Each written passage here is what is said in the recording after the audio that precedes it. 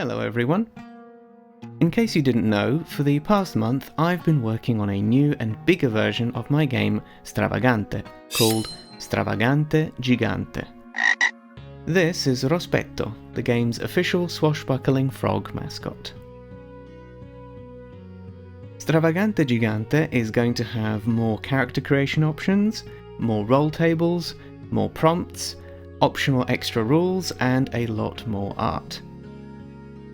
I shared my first bunch of design notes over on my newsletter, which I'll put a link to in the description if you'd like more details on all of that.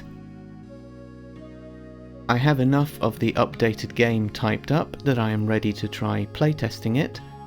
For that, however, I will need an adventure.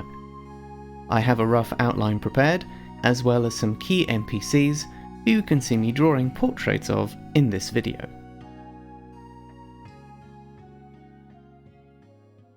Writing adventures for TTRPGs has always been tricky for me, as I usually end up treating them more like a story and add far too many details.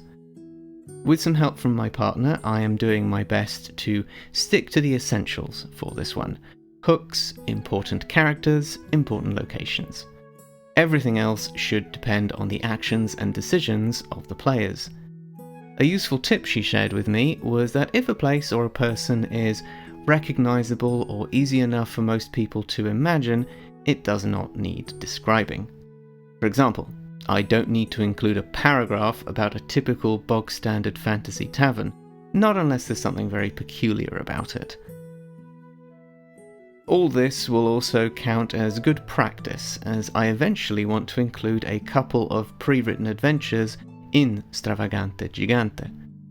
If this playtest adventure works, perhaps it will be one of them, who knows. Here is the first NPC. This is Farmer Finn and their prized black rooster. A completely normal farmer. Nothing peculiar about them at all.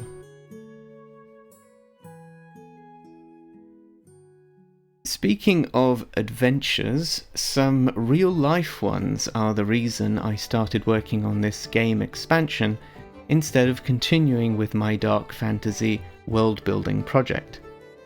Over the course of the next few months, I will be getting married and moving from the Netherlands back to Italy.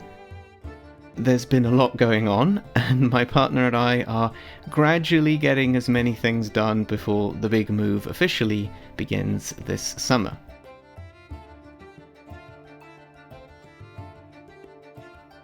In the meantime, I still wanted to work on a creative project, but one that already had a solid starting point. Stravagante is probably the game I am most proud of, and all the additions and changes I want to make to it are things I have learnt while working on other games since its first publication.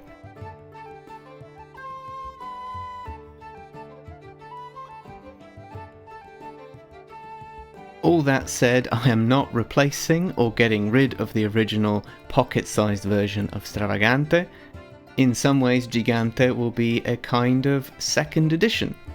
I just didn't want to call it Stravagante 2.0.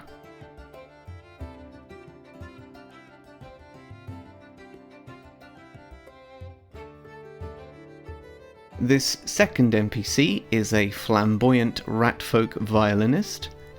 Originally, she was going to look a lot more sinister, but as soon as I decided she would be a ratfolk, I could not help making her look cute. I haven't settled on a name for her yet.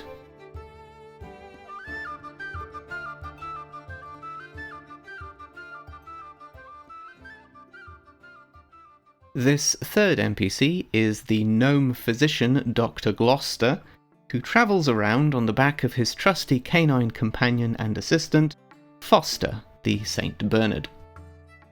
Originally, this character was going to be a human, before I decided to lean more into the fairy tale angle. The doctor's name and that of his dog are straight from an old nursery rhyme. Another addition I am making that I feel is an improvement to Stravagante is expanding its range of fantasy settings. Obviously, this particular adventure is my trademark whimsical fantasy, but I'm going to provide examples of how Stravagante could be played in high, low, and even urban fantasy settings. That is why one of the adventures I want to include in the game is going to be set in a modern-day theme park, strongly inspired by Efteling. I used to be a high fantasy only kind of nerd, but over the years, trying out different RPGs has definitely expanded my range of interest.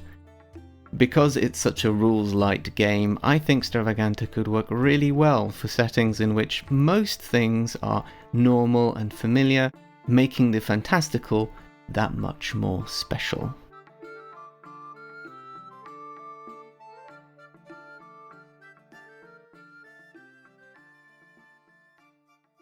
And here we have 3 NPCs from my work in progress Stravagante Gigante adventure.